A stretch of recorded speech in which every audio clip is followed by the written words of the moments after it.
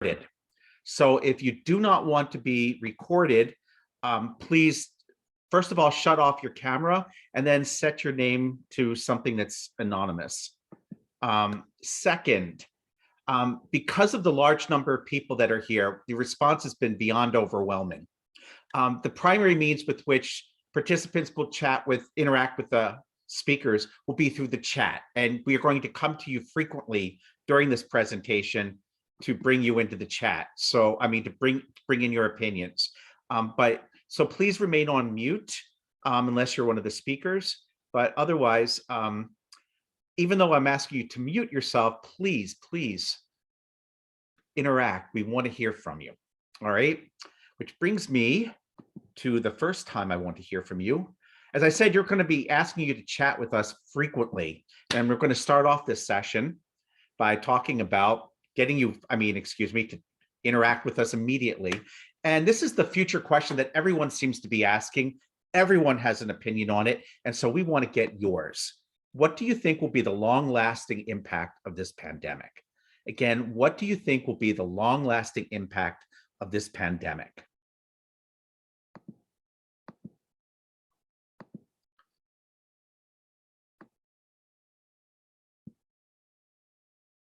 What will be the long-lasting impact of this pandemic? Higher standards when it comes to work-life balance and offerings from employers. It won't matter where you are, you'll be able to participate. Remote work and learning. Other people's thoughts about this one. Less commuting.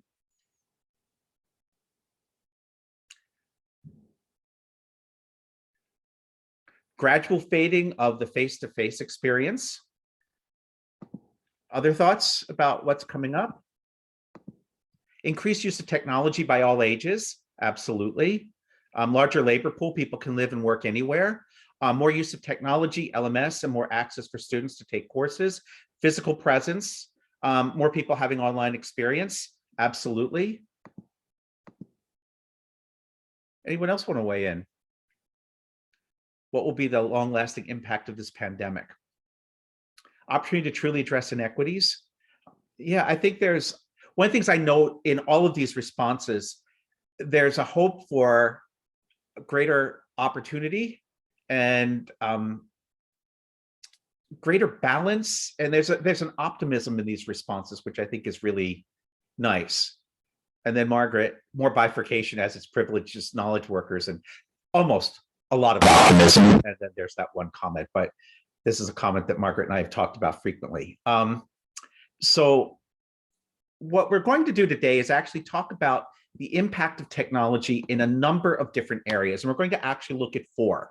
And the way each of these discussions is going to work is, first, I'm going to ask for your opinions, and then I'm going to turn to our panelists and ask each of them to share a thought. Their thoughts on that particular, not a single thought. They may have multiple thoughts on that particular technology and its impact.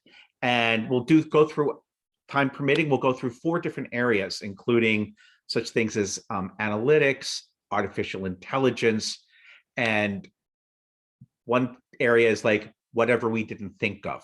So we're going to get started. And in the process of this, I will be introducing our panelists. So the first question for all of you is, how can we expect learning management systems to evolve after the pandemic? Will they evolve into learning experience platforms, or is that just marketing terminology? So I'd like to hear your thoughts on this particular issue to get started.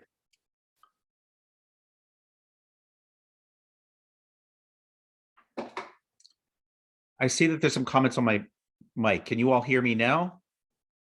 Okay. I must have just sat in the wrong place. AI propelled LMS is one. Can you elaborate on that?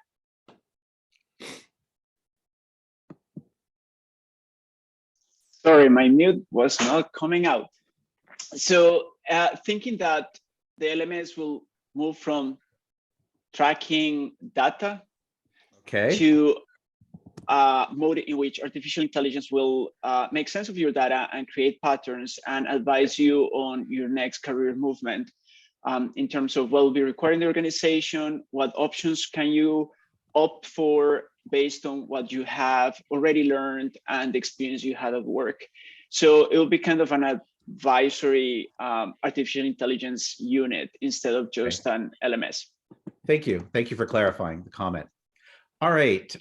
Most people are not making any comments about this except for one. It all depends on how pedagogy changes. At present, LMSs are underutilized in terms of the feature set as they have it. Thanks for that one. Well, I want to turn it over to our panelists, and we're going to start off with Matthew Georgiou, who is representing the entrepreneur or the business point of view, and he's a multiple entrepreneur. They're serial entrepreneur is the technical term, and he's the founder of several firms, including Media Sparks. And Matthew, I wanted to, and he's coming to us, I might add, from Halifax. Matthew, turn it over to you. Thank you, Saul, and thank you everyone for coming here today. So I'm focusing on LMSs. I like a couple of the comments that we've just heard. Brian mentioned that the current feature set of most LMSs are just not being utilized because I think a lot of institutions and courses are still using very old school methods. So I think that's a very astute observation, is that unless educators are ready to use these advanced features, having them available may not be that useful. So I think that's a great observation. I also like what Juan was saying, and I agree with it, in that there's going to be a better assessment of learner performance and skills and competencies and recommendations on what to do next. And maybe those recommendations will open up to external courseware and other experiences where you can ultimately get that extra knowledge and skills that you need. And I think ultimately it's all going to go to micro-credentialing.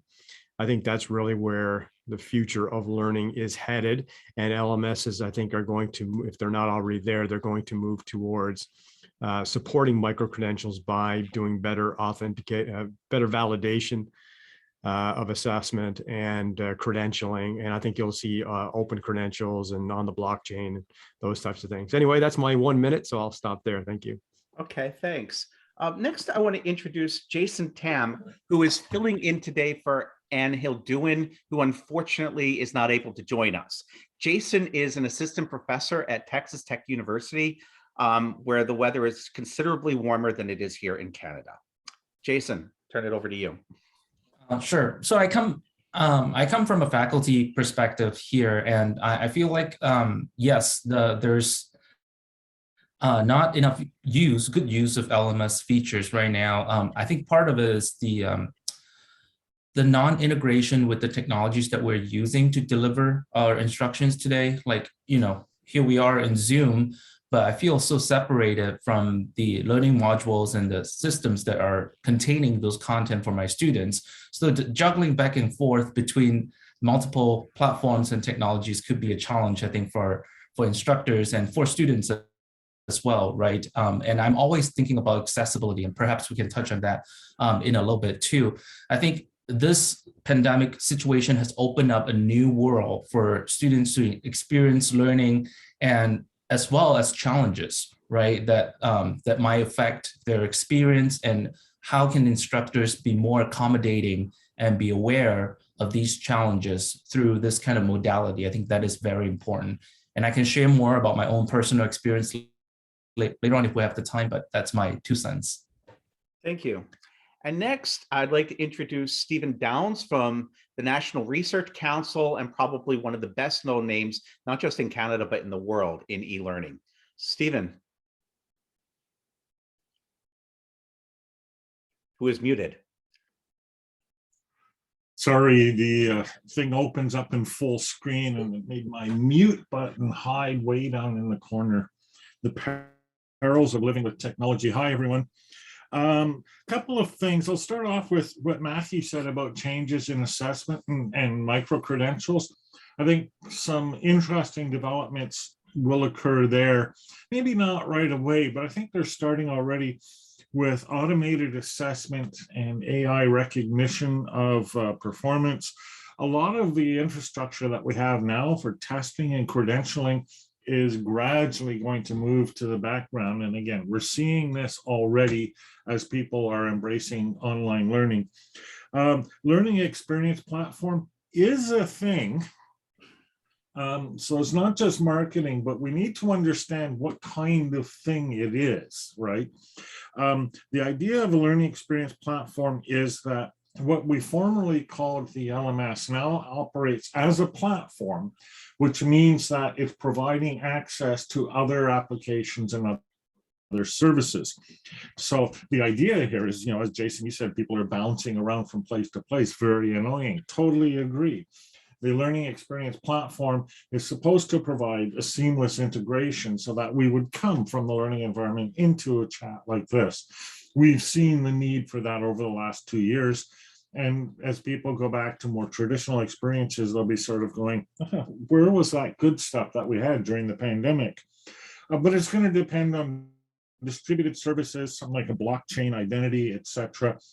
Longer term, probably looking at doing less formal classes overall, because we won't need to, and putting the learning right into the place where we need it. And again, as more and more work moves to remote environments, online environments, distance environments, we will want the learning and the thing that we're doing to be right there in the same environment. The LXP provides the infrastructure for this, at least from the perspective of an institution. But I think what we really want in the longer term are products and services that provide this learning for us instead of schools and institutions. They'll still be operating in the background, but they won't be at the front, I don't think. That's it for now. Yeah, well, we've got a little extra time, and I'd like to start by asking Stephen to elaborate a little bit more on your most recent comment that we won't need, like, the schools will be operating in the background. What exactly are you visualizing there? So there's an ongoing need for educational services, content, applications, even the management of evaluation services, perhaps personal help desks or whatever. But what we don't need is all of this in the form of a classroom, especially when we're no longer going to physical classrooms. I know there's going to be a big rush to go back to the classroom, and people will do that. And then once they're there, they'll be sitting there realizing, no, wait, this was stupid. Why did we do this? Let's go back online where it was convenient. And once we're back there, then we don't need the classroom structure, which means then we don't need the class structure. And we can just organize our learning on a as needed, where needed, when needed basis, which was the promise of this technology all along. Thanks. I want to ask Matthew and then Jason if you'd like to have some follow-up comments on this. You know what? I think it's all been said very well. I'm going to leave it at that, and you can move on to Jason. And Jason, you also said you wanted to elaborate from your perspective as an instructor, so perhaps. Right. Yeah, I totally agree with Stephen. I think that mental model of the classroom needs to go, and it is all the world of this micro-credentialing, and I really do look forward to the evolution of this learning experience platforms where everything can be more unified and a whole ecology, right? I think from the teacher's perspective, that will be ideal. So. Yeah, I just make one observation. I always, before online learning became like pretty like even semi-ubiquitous, with just a 10 to 20% penetration in higher ed and maybe about 40 to 50 in training. I always observed that people hated the classroom until they had online learning, and then that's what they decided they wanted to hate. So, and then I think when we went all online, as my parents used to tell me, absence makes the heart grow fonder. I think people got sentimental for the classroom, but I have a feeling that the snoring that was once prevalent there will come back. Anyway, we're going to move on to our next segment. And I want to apologize to our panelists because this was supposed to be the first one, and I went one slide too far in my thing, but I think it actually worked out well starting with the LMSs, which is familiar. And so this next one is, and we'll start with you in the audience sharing your thoughts. How can we expect artificial intelligence and related technologies really to affect, and related technologies like essay graders, I should say, to affect education after the pandemic? So we're talking about automated marking of essays, speech and visual recognition, personalized tutoring, and anything in that what we call the AI family to affect education. And I'm thinking of not the AI as a teaching, as a subject to be taught, but rather AI as a tool that we use. And so for this one, I'm going to start with Matthew. Would you like, I mean, sorry, I started with you last time. Take that back. I'm going to start with Jason this time. Apologize. Okay, did you want me to jump in? Yep, go jump in. Okay. Yeah, I think this is one area where accessibility can really be addressed. So my experience was, I've always taught in this sort of hybrid scenario where I have online and on-site students meeting sort of in a synchronous, semi-synchronous modality. And when we went fully virtual, I ran into problem with students who have disabilities and needed accommodation with, perhaps like, sign language, or having an interpreter joining class at the same time and having to facilitate that sort of interactions, especially when we do in the breakout rooms and that sort of scenarios. It makes me realize how important having this sort of, AI family features, for example, like voice recognition and subtitles, right, would be so helpful for both the instructors and the learner to be able to follow the content without having to interrupt and having to get assistance from a third party and having to make all this additional arrangement. I think that's one area where technology can really assist and provide for a more robust and seamless learning experience for the online environment. So that's my experience. Thank you. Stephen, you're next. And you're muted. Sorry. Yeah, I'm back again. All right. I just posted a thing in the chat. It's a link to a section in my course. And it's titled All Applications of AI in Education. So modest goal there. So that's what I think will happen. But something I want to key in on is generative AI. That is to say, AI that is used to create things. And we've seen a lot, especially in the last year or 2 years, from a set of algorithms known as GPT-3, which has been creating images, creating videos, creating music, creating writing, etc. And so right now, we spend a lot of time creating learning resources. But in the not too distant future, certainly within 10 years, we'll have the capacity to use AI to create our learning resources. So what will happen is that it will gather information from the state of affairs in the world, to say it loosely, and then based on the particular need, which again, it can detect based on context and personal information, assemble the content needed and then present it. So that's a lot closer than people think.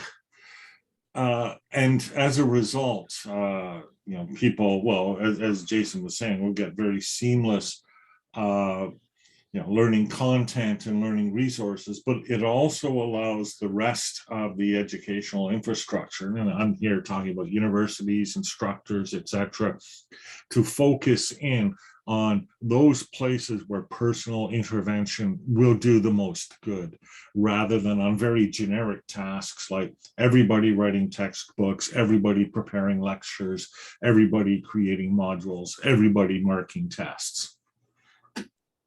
Thank you. Matthew. Very good. Just let me start on accessibility. And just coincidentally, I posted a video on LinkedIn, I think last week, where I discuss some tools that can be used to check your accessibility of your resources. So you can find that, find me on LinkedIn and find that video.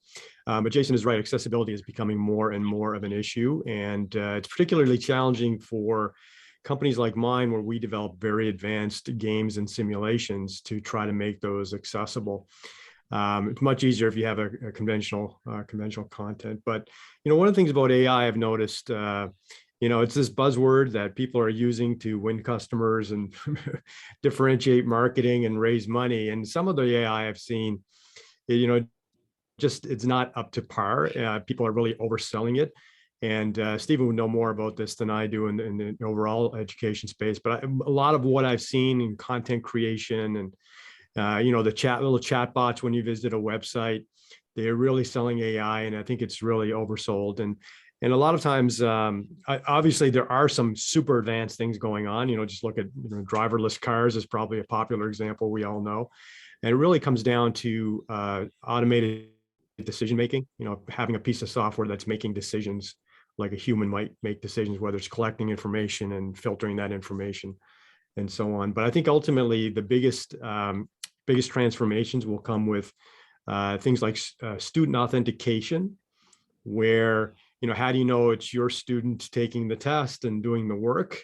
So authentication, proof of work in terms of the content experiences that are being developed, like in my business simulations that we develop, for example, we can tell you that the student did work just by the fact of actually playing the game.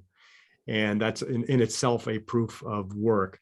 I think Juan in the chat mentioned adapting to what the learner needs as they progress, but you know, that also depends on us as designers to build products like that. And I can tell you that's very complicated to do. Not only assess the skill, but then to build more content to address a particular deficiency.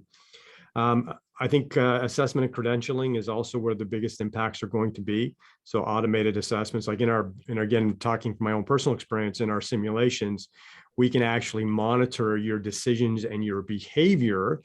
And through that decision-making and behavior, we can assess your actual skill levels by demonstrated behavior. And I think you're going to see a lot of education moving towards that more validated assessment and credentialing, rather than the traditional, you know, multiple choice quizzing and testing and essay, which is really very subjective assessment. Anyway, I'll stop there. Thank you. Thank you. And before we turn it back to the panelists for some follow-up, I'd like to get your opinion in the chat. How do you think artificial intelligence is going to affect us as a tool, not as a subject to teach, but as a tool? So it's out to you, all participants out there in cyberspace. Please share your thoughts in the chat. And while we're doing that, I just want to also thank Miriam Demange for sharing Matthew's LinkedIn profile. So we've had a few people write, but I'm really curious to see the participants' observations on.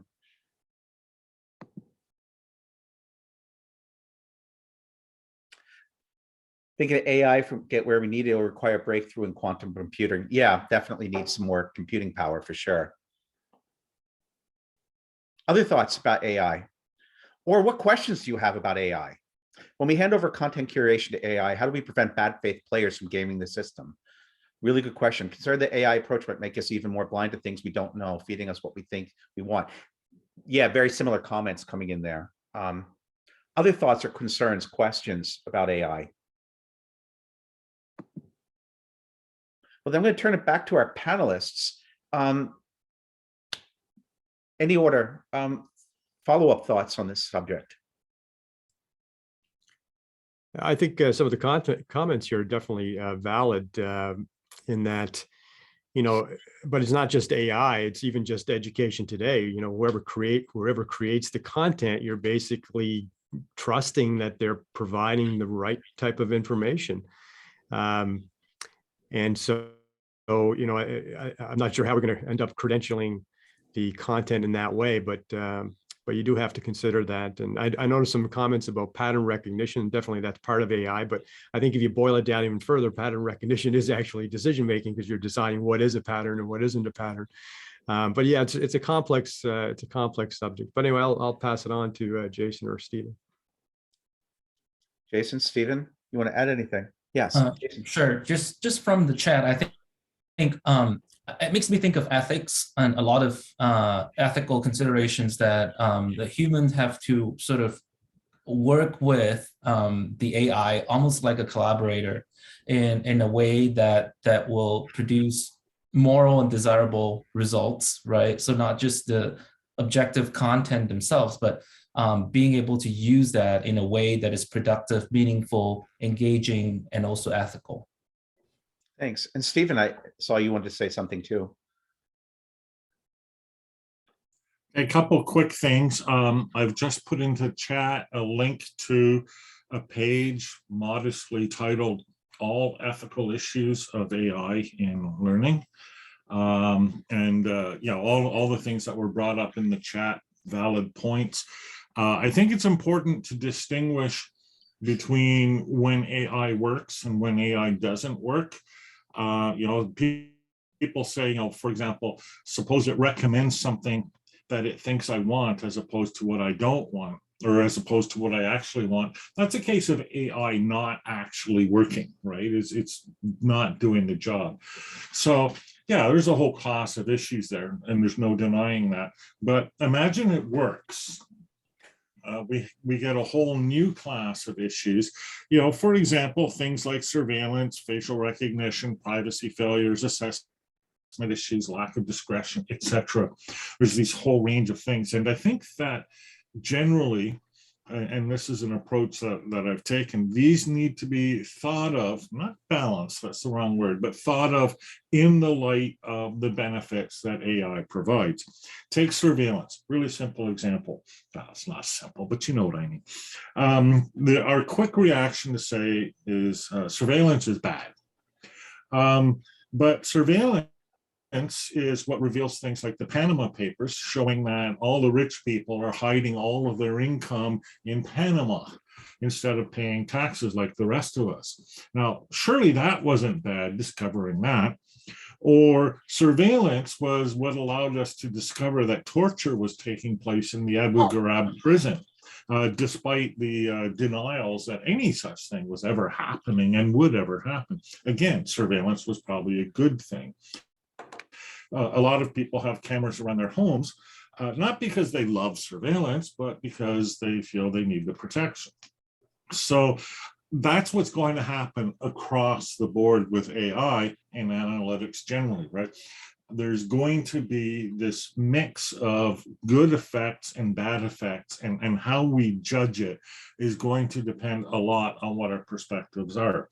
And just one final note, because it's convenient to say that AI is going to need a lot more computing power than we have. It'll need quantum computing and all of that. I don't agree. I think AI is a lot closer. You look again what things like GPT-3 and other models are doing, and they truly are mind-boggling.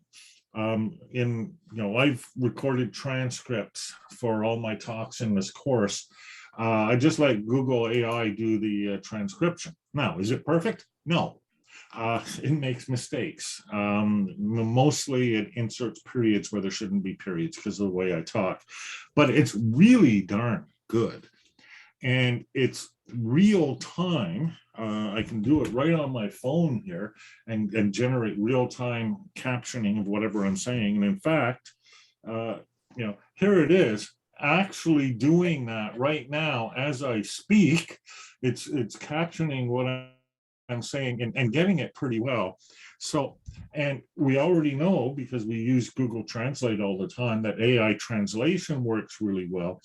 We're not far from being able to do a session like this and not worry about translation, not worry about transcription, nothing like that. It'll all be handled by AI. So, and that's a hard task. Transcription and translation, really hard tasks. Recognizing whether somebody is properly welded a scene, comparatively a lot easier. And AI is already being used in many circumstances for quality assurance in the manufacturing process. Why wouldn't it be used in learning? It makes no sense to think it wouldn't be. Thank you. Thank you so much. I really appreciate the insights. I'll just say one thing about the transcription service. The first time I dictated using voice, I had a 14-page run-on sentence without any punctuation. So the fact that they could do punctuation and even paragraphs, major development in the world of transcription. Let's move on to the next section. How can we expect learning analytics to evolve after the pandemic, and how will they evolve? And I want to start off by throwing this to you out in the audience. how do you think learning analytics will evolve after the pandemic, and what's going to happen with them? How will they be used? Again, start off with the participants. How can we expect? If you have a question about learning analytics and you're not sure, ask, because we've got 3 speakers here who can address those.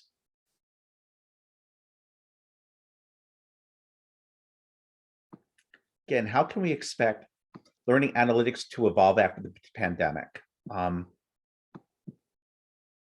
if you have questions, so support learning pathways. Okay, great. You have a question mark after that, Leonore. Perhaps you could type in the chat why you have a question mark. Do you want to find out how it can do that, or you think it will do that, or you're not sure if it'll do that?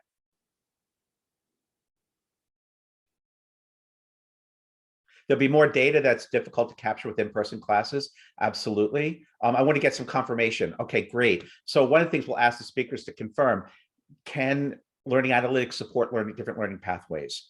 And then analytics will be about data points that include traditional evaluation results, plus behavioral metadata that can inform if there are changes in behavior. Anyone else want to weigh in? Integration of clicks with qualitative data. Interesting. All right, so I'm going to turn over to the panelists. I'm going to begin with Matthew.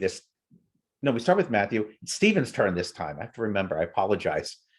I have no memory, apparently. Maybe AI can help me with that too. I have a feeling a hard drive and can do a lot of wonders on that one also. Yeah, I mean, the short answer is it moves away from measuring clicks and answers and sign-ons to actual data about practices and activities. It becomes less text-based and more everything-based. It's using a variety of sensors and various input devices.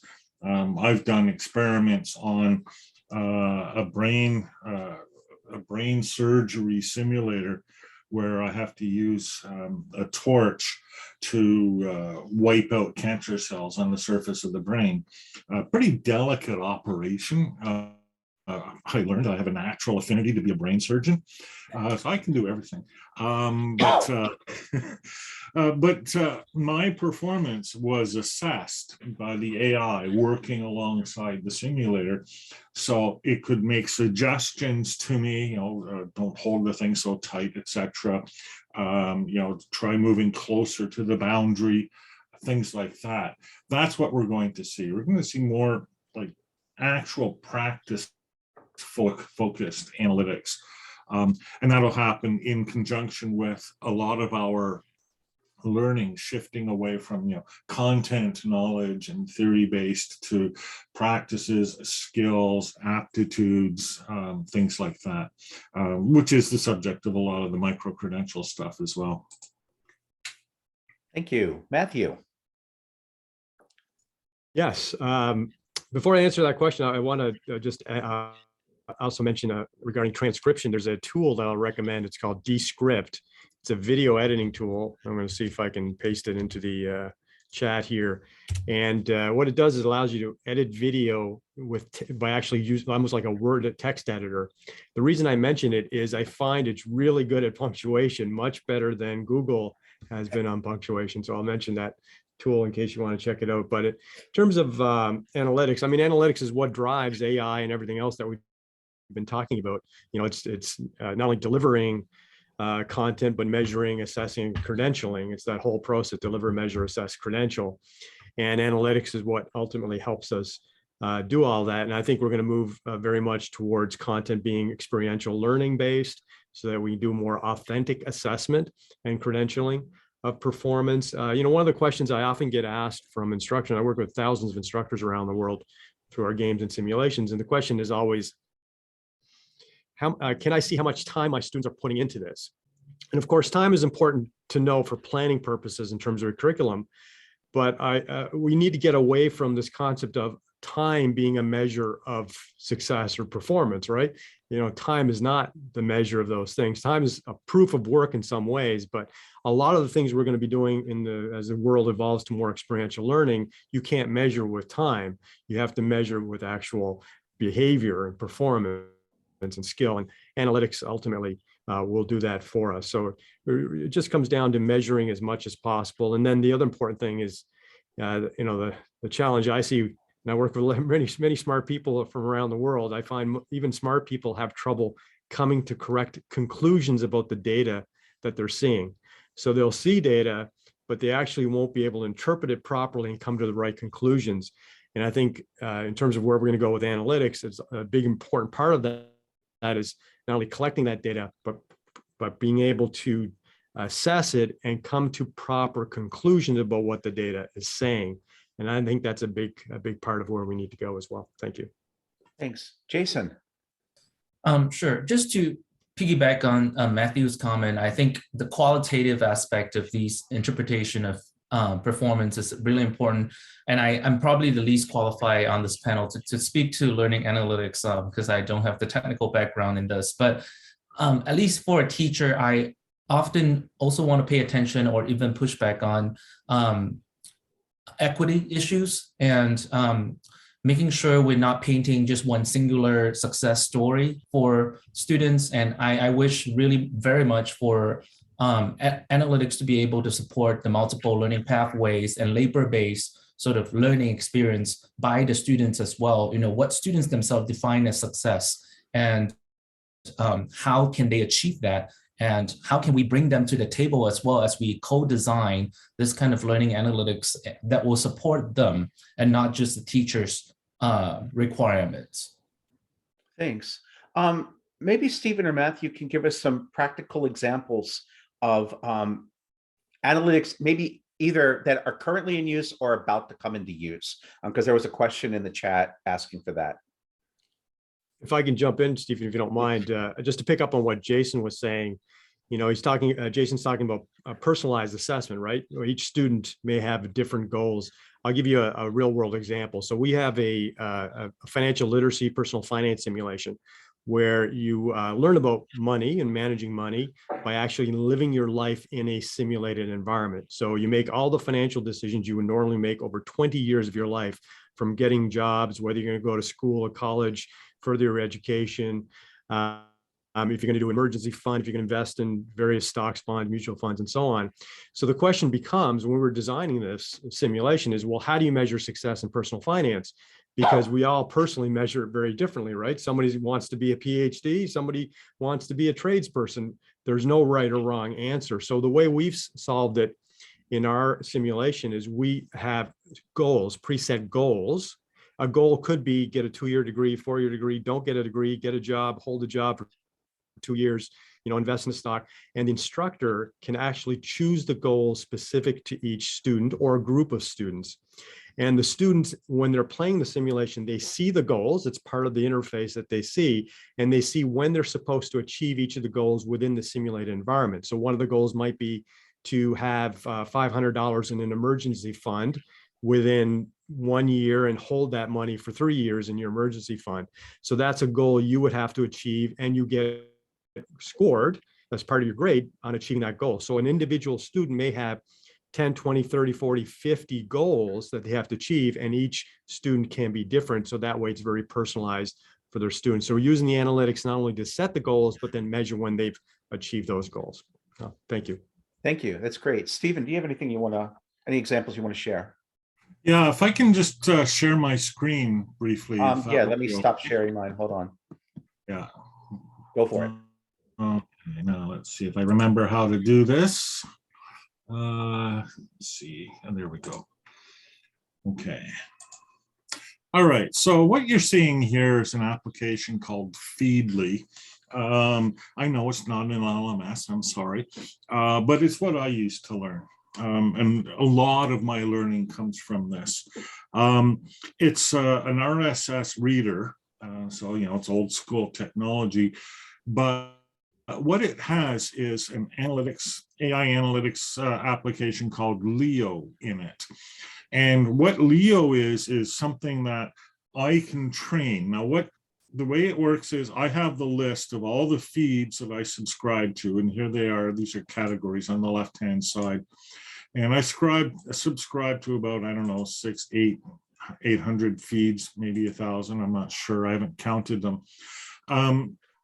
And I train Leo by telling Leo what I want to follow. So here are, I can track specific companies, products, etc. I don't use those at all. But here are my priorities.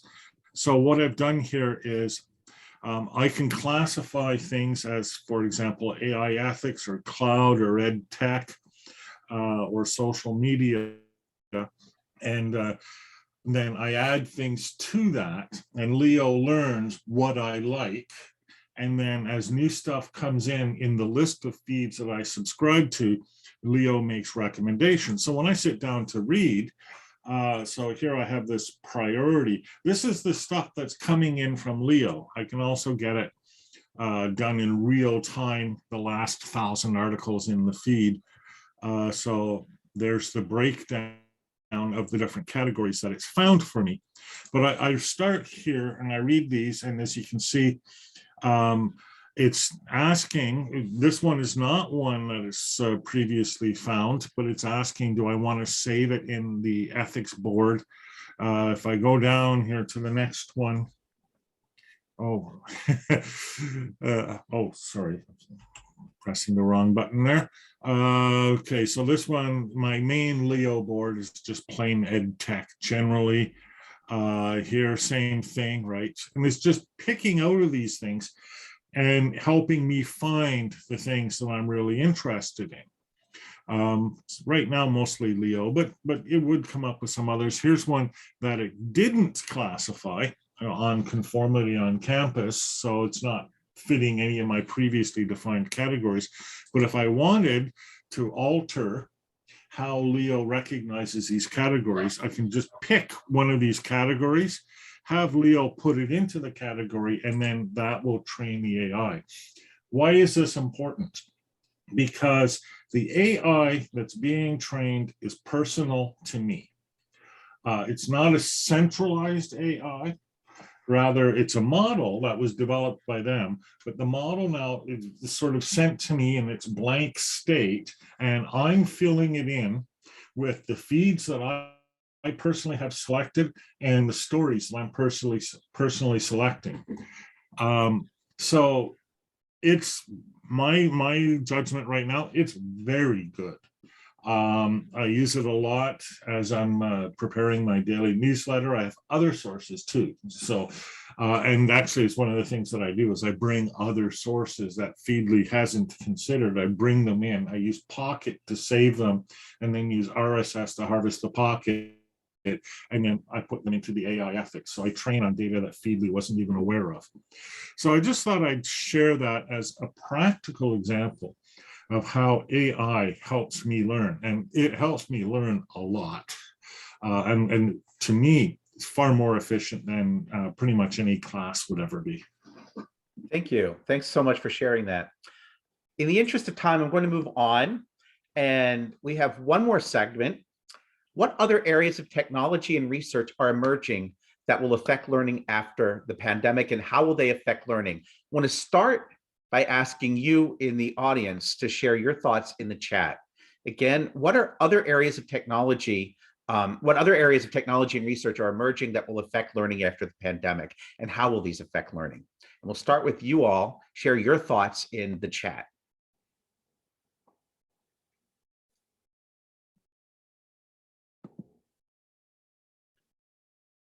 Augmented reality.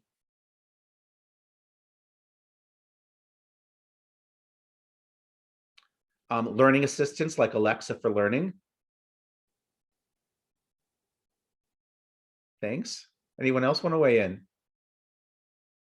But it's much more sophisticated if you like the, yeah. Oh, that's another conversation. Anybody else? So sustainability will increase in importance. I agree with that, definitely. So does any one of you want to go first on the panel, sharing your thoughts on this subject? I've dictated in the past who gets to go first. I'll take a volunteer this time. I'll jump in. So yeah, I think, AR and VR, we're definitely headed in that direction. I think we still have a ways to go. VR, because of the headset requirement, is a challenge in education. AR, I think, is lower hanging fruit because we can use our phones to do that. But then you have to consider, what are the experiences you're going to build with AR? I can see real applications for AR in kind of corporate or physical kind of environments. When you get into more academic, it becomes a little bit more fuzzy. But I think that's an opportunity there. I've been in the business of educational games and simulations for over 20 years. I think that's really where things are going to go, is creating experiential learning opportunities for students. And so it's converting whatever we normally do now through, lectures and books and videos, and integrating that into a narrative experience and a game, where there's actual goals, objectives, customizable, validated assessment, all those things. I think really that's where it's going to come down to experiential learning. So it's the transition of the curriculum to a more dynamic delivery, which maybe we'll talk about in the final segment here as well. So I'll stop there. Thank you very much. Jason, what's your thought on this? Yeah, I definitely think that VR, AR, immersive sort of media would be the next step. Although I don't know how far we are along in that process and progress. But certainly concern would be access, how different students with different background, technical expertise, and even just material resources will be able to access those content if they were built in that sort of modality, and how prepared faculty and instructors are to teach with those environment. Those are my concerns. Thanks. Stephen. Okay, well, my experiences with VR, I'm just looking for, it's buried. I was looking for the Oculus headset to wave around here because I have props, right? But it's heavy. It's too small. So yeah, that's not quite there yet.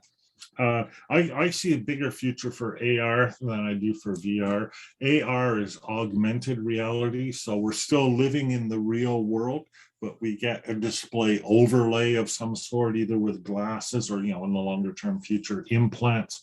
That will be enormously useful. VR, where we actually immerse ourselves into a 3D environment, has its uses. Especially for simulated environments where it's really not practical to work in a real environment, like flight training, flight simulator training, things like that. Again, you need something better for your helmet for that to work really well. Problem with that is it's really expensive to develop. Once we get AI enabled VR development, that'll be a key development in that field.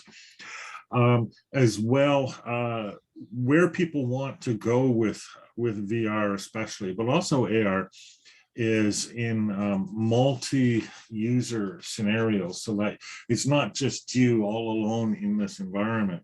That's what made things like Second Life such a big hit, right? There were other people there.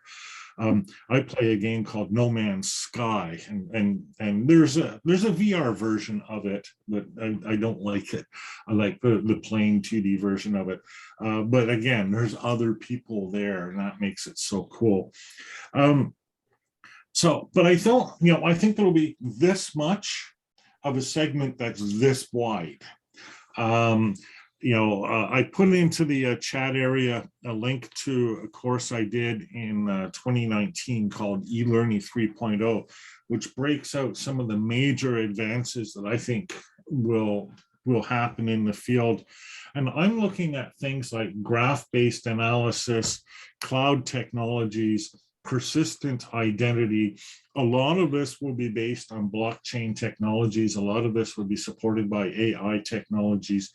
And I think, in the long-term future, Those are the sorts of things to be watching for. Watch for distributed versions of currently centralized applications. Even the learning experience platform is the beginning of that. And watch for that to decentralize more and more and more, so that your LXP really is nothing more than the links between all of these individual applications and your identity carrier and all of that. I think that's going to be more significant.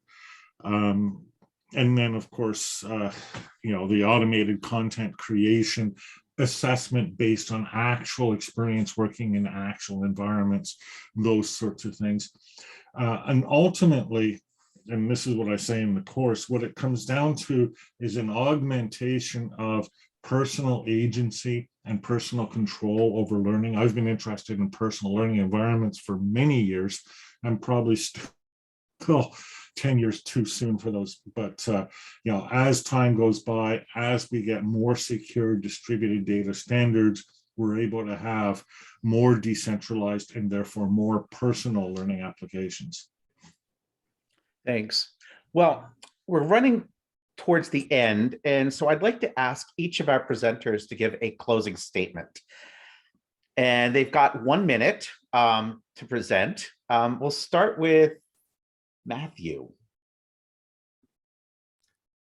Thanks, Al. So I'm going to go back to the original question you started this session with, and that is, you know, how has the pandemic changed? And I actually wrote about this before the pandemic, and it was the concept of what happens when all of our post-secondary institutions move their content online.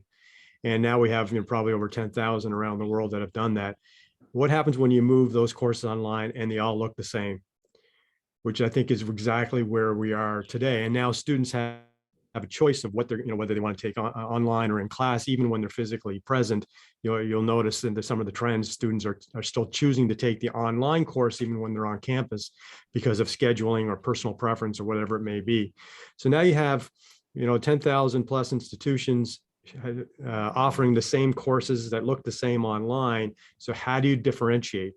And what's been happening is that educational institutions post-secondary have lost their #1 competitive advantage, their #1 competitive differentiator, and that is geography. So if you look at institutions over the last 100 years, most of them pull in students from their local region.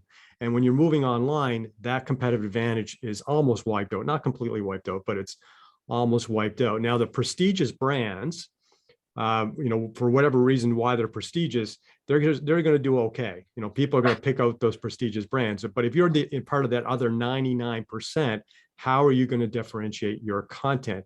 And I'm sure no one wants to differentiate on price because that's a race to the bottom. So ultimately, you have to differentiate on curriculum. How do you provide a better experience for students, no matter where they are, on campus, off campus, wherever they are? How do you provide a better experience? And the only way you can provide a better experience is to improve the delivery of the curriculum. So instead of, you know, I think that's really my primary message. Thanks, all. Thank you so much. Jason, you're next. Sure, that's a tough statement to follow. I'm not sure if I have any more insightful comments to offer, but I do agree that as we look to the future, differentiating ourselves is important.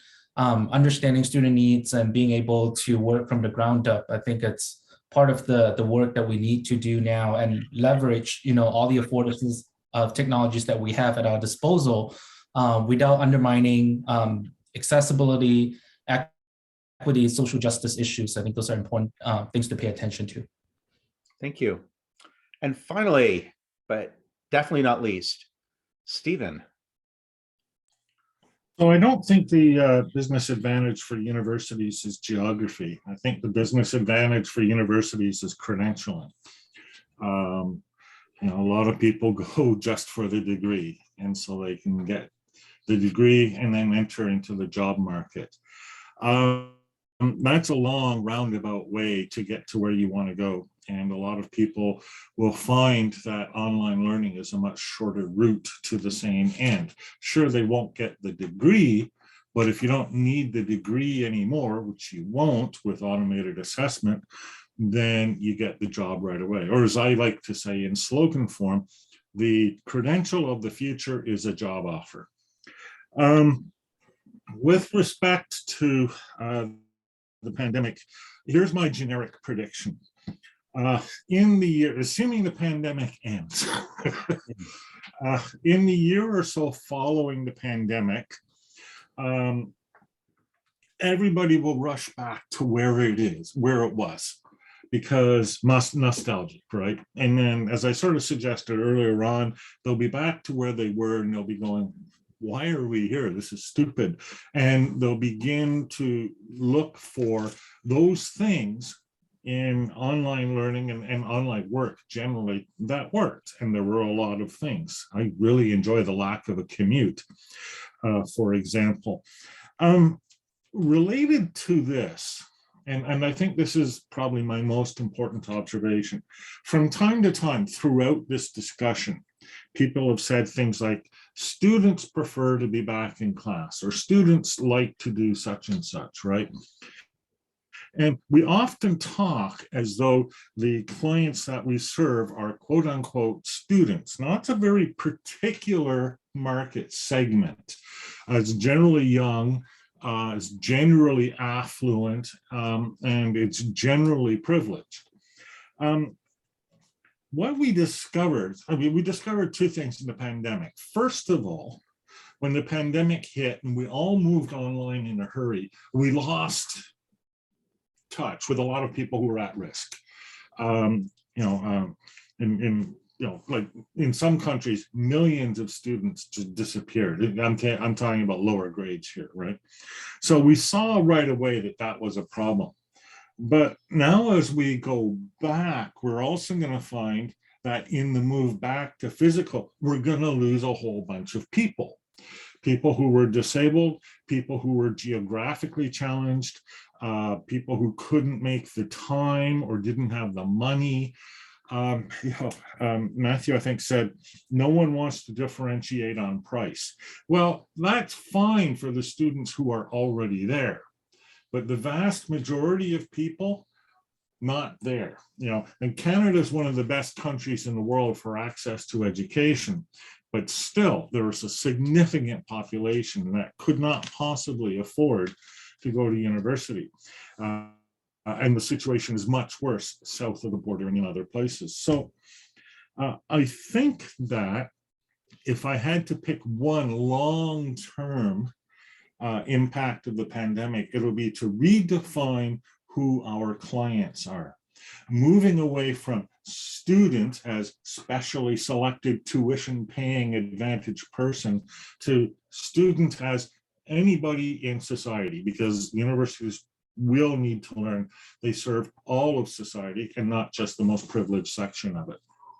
Thank you very, very much. I want to thank all three of our panelists, Matthew Giorgio, Jason Tam, and Stephen Downs, for really enlightening us and taking us way beyond the obvious to some deeper insights into the technology and the long-term impacts of the pandemic. I also want to thank the audience for some really amazing observations at your end. Before I go, I just want to make you aware of a number of CNIE related things, because in addition to today's presentation, we have a number of other things coming up. First, January 15th and 18th are really important dates.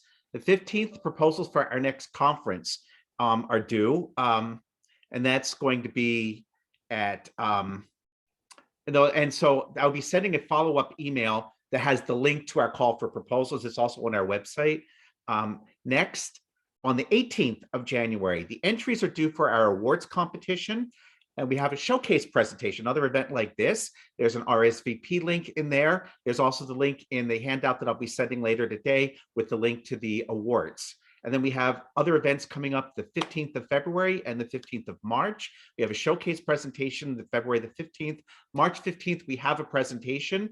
We have a really cool presenter, but I don't have the description and title yet. So I'm going to wait to share those with you in the new year. And then the next thing on our calendar is the 2nd through the 4th of May, when we have our virtual conference. So I want to thank everyone for being here.